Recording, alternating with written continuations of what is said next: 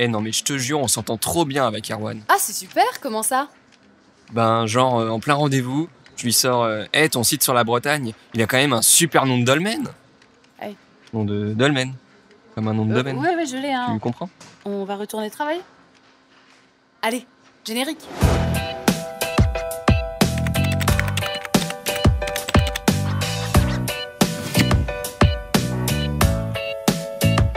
Salut à tous, moi c'est Julie, je suis consultante SEO chez Eskimos, l'agence de référencement naturel. On se retrouve aujourd'hui pour répondre à une question que tout le monde se pose en SEO, comment faire pour écrire un contenu visible sur Google? Alors entre ce que vous devez savoir et ce que vous devez faire, je vous donne 5 tips pour écrire un contenu super optimisé. Vous êtes prêts? Oui. Alors c'est parti! Alors la première chose à savoir à propos de Google, c'est qu'il adore le contenu. Il en raffole, il trouve ça gourmand, il trouve ça croquant. Selon une étude de MyRankingMetrics, il référence d'ailleurs mieux les contenus à forte valeur éditoriale que les plus petits contenus. D'ordinaire, chez Eskimos, on conseille donc à nos clients de produire des textes d'environ 600 à 1000 mots pour des articles, 500 à 600 mots pour des pages très stratégiques comme une page d'accueil ou une page catégorie, et autour de 3 à 400 mots pour des pages produits. Et avec ça, si Google n'est pas rassasié, il le saura jamais. Seulement voilà, en SEO, la quantité ne fait pas tout.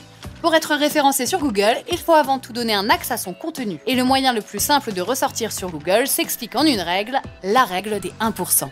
En pensant votre contenu en termes de requêtes Google et en appliquant une densité de mots-clés de 1% à vos textes, soit une occurrence de mots-clés tous les 100 mots, vous permettez à Google de mieux saisir la requête sur laquelle vous souhaitez être positionné. Mais surtout, vous comprendrez comment articuler le contenu de façon pertinente pour les internautes.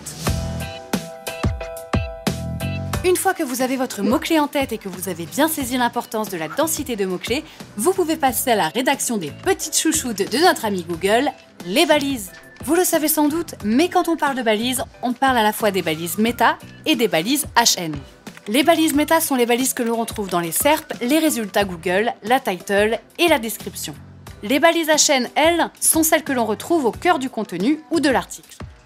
Le titre de l'article devra en toute logique être défini en tant que titre H1, les sous-titres de vos parties seront ensuite les titres H2, etc., etc.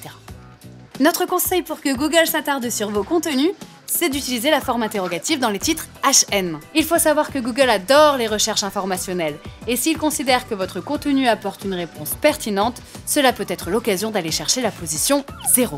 Ensuite, concernant les balises méta, on vous conseille de bien mettre votre mot-clé en avant. N'hésitez pas à le mettre en premier dans votre balise title et à le citer à 2 reprises dans votre métadescription. Pour rappel, la longueur optimale d'une balise title est de 60 caractères et celle d'une métadescription est de 150 caractères. Enfin, n'oubliez pas que ces balises métatitle et description sont censées inciter au clic. Alors n'hésitez pas à vous inspirer des annonces Google AdWords qui sont écrites dans un objectif de conversion.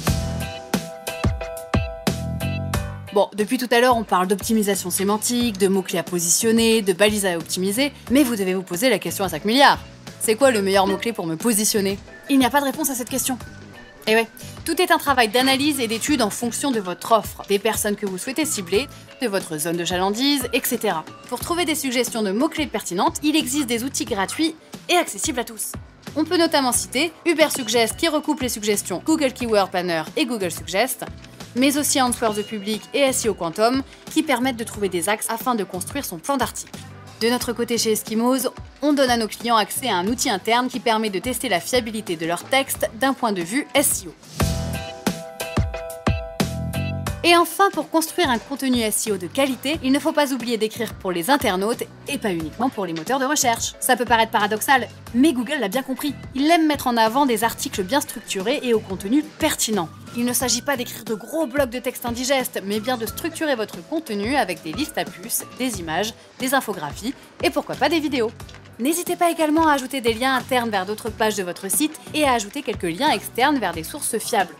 Le maillage interne permettra de conserver les utilisateurs plus longtemps sur votre site et de récolter plus de leads tout en optimisant le crawl de Google. C'est ça la puissance intellectuelle. Bac+2 les enfants. Voilà, j'espère que ces 5 axes pour bien construire et structurer vos contenus SEO vous auront plu. Si vous deviez retenir une chose de tous nos conseils, c'est surtout de bien penser ces contenus en termes de mots-clés. C'est la base de la base, et c'est en partant de cette logique que vous pourrez optimiser vos textes au travers de tous les outils que vous avez à votre disposition. Alors surtout, n'hésitez pas à nous poser vos questions en commentaire ou à nous interpeller sur nos réseaux Facebook, Twitter et LinkedIn.